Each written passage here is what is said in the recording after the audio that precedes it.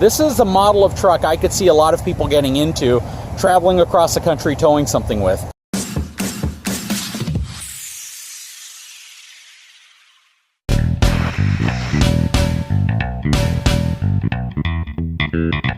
Now let's take this truck for just a real quick spin around the block.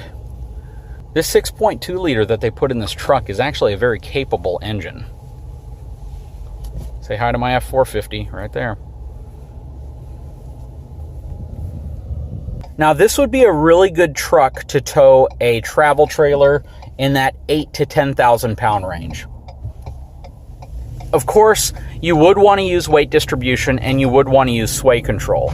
Even though this truck is capable of towing a relatively heavy travel trailer, and I'll post the numbers up in the description, I would highly recommend that with any non-long bed, or if you have the 6.5 foot short bed on a Super Duty or any of the other manufacturers 3/4 ton trucks, that you use sway control and weight distribution if you're going to be towing any type of travel trailer. What I will tell you is this truck sounds really, really good.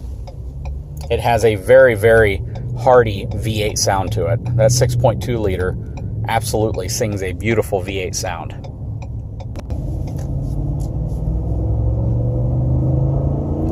And it doesn't feel underpowered in the least bit. This is the type of truck that you would want to get if you're looking for probably your lower cost option when you're going to be hauling a travel trailer or even a small gooseneck, or just something that you don't need a dually for. This truck is going to give you the weight that you need. It's going to generally give you the wheelbase. I would still prefer a long wheelbase version of this truck for towing a longer travel trailer. But if you're looking for that truck that's ideal for your good size travel trailers, like I said, anything between that 8,000 and 10,000 pound range, this would be a very, very good option to look at. And I'm not discounting Chevy, GMC, or Ram. Their 3/4 ton options in the same type of trim package would be equally as good at towing those mid-size travel trailers. The ones that are a little bit too large for, say, a Nissan Titan or a 1500 Ram or an F-150. This is the type of truck you would want to be able to tow slightly more than those other trucks. The brakes also feel really good on this truck. Again, this is a really nice package. I'll tell you what, this is the type of truck that I wish I had instead of my fleet vehicle. This truck also has a noticeably better ride than my F450. Whereas my F450 is a bit on the jarring side, this thing definitely is more kind of a mix between a half-ton and a very soft riding 3/4 ton, even though it is an F250. In my opinion, this truck in the low to mid 40s is not a bad deal. It really isn't a bad deal. The features, the capabilities that you get in this truck exceed the features and options I had in my 2016 F450 Platinum. The Platinum had one camera. This has two cameras. Yeah, guys, I really like this truck. And, you know, the reality behind one of these is if you don't need or don't want, or you're afraid of owning a diesel truck and you're not hauling anything that absolutely needs a diesel truck, something like this is absolutely a good compromise. And it's not even necessarily a compromise. It might just even be a better decision.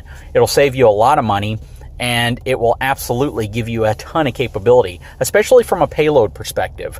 These trucks with the gas engines don't have to deal with the added weight that you get with a diesel engine, and because of that, you generally are going to get a significantly higher payload number. Let's take a look at the payload on this specific truck. So the payload on this truck is 3,208 pounds.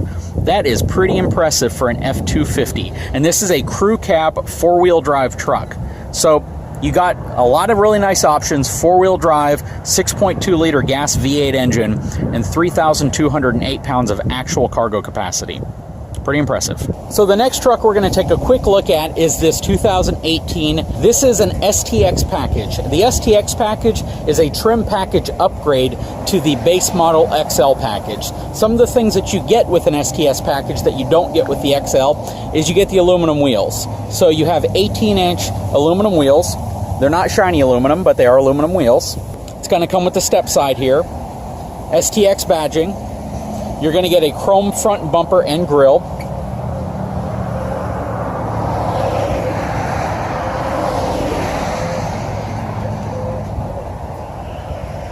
This is an FX4 equipped vehicle, so this does have four-wheel drive with locking rear differential. This does not have the camper package. If it had the camper package, you would see a fourth leaf spring up here, or an overload leaf, which you don't see. If it had the camper package, you would also see a rear sway bar down there, which you don't see. Aside from that, the rear end on this truck is identical to the XLT that we just looked at, again, except for the overload spring and the sway bar.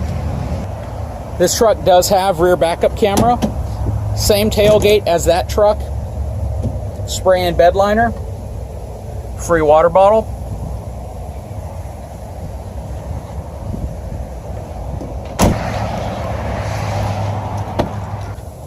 So the first thing you'll notice about this truck is that it has a front bench seat with a nice fold down center console.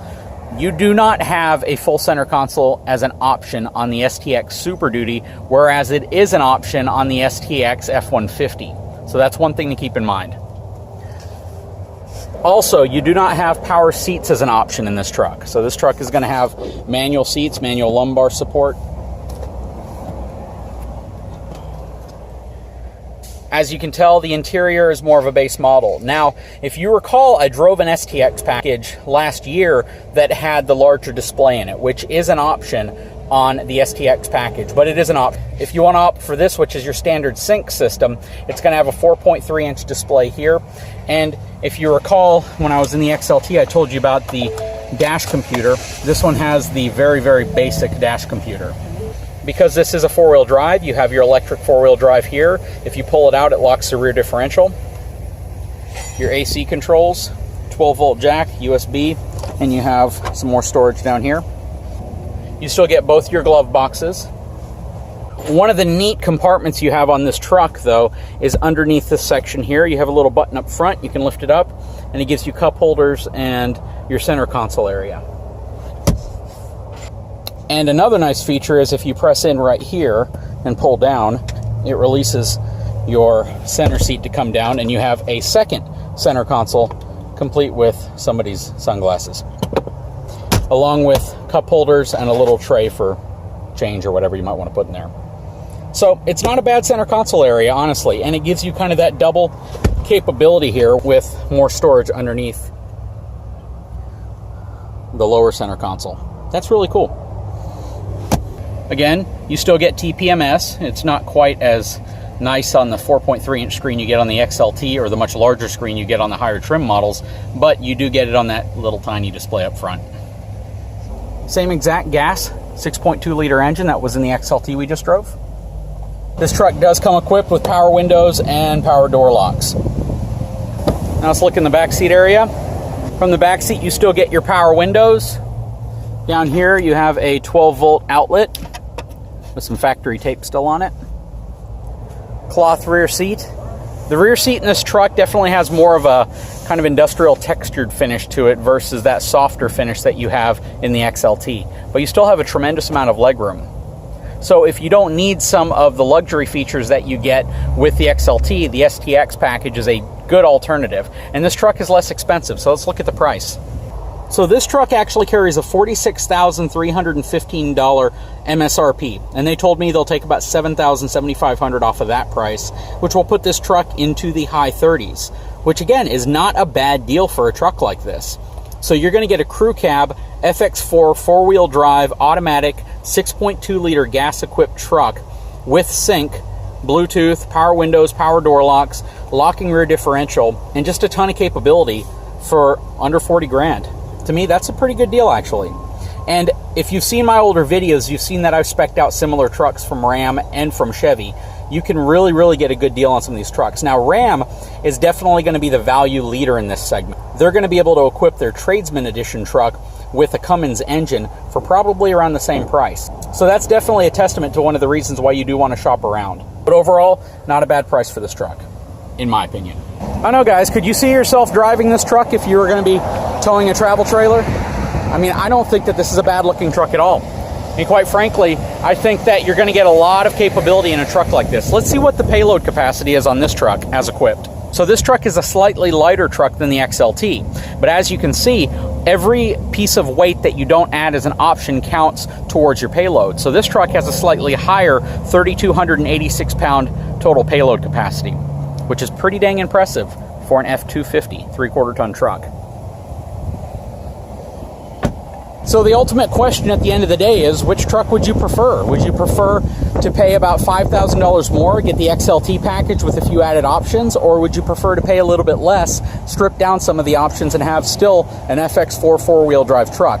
This truck, when everything's said and done, is going to be probably about $38,000, $39,000. This one is probably going to be about $43,000, $44,000. So, in my opinion, they're both really, really good values with a lot of power, a lot of capability, a lot of payload capacity, and both very, very well-equipped trucks for hauling your mid to larger travel trailers that just aren't really designed to be hauled by F-150s or half-ton trucks. Anyways, guys, I hope you enjoyed the video. If you did, please take a moment, subscribe to my channel, give me a thumbs up. I will talk to you again soon.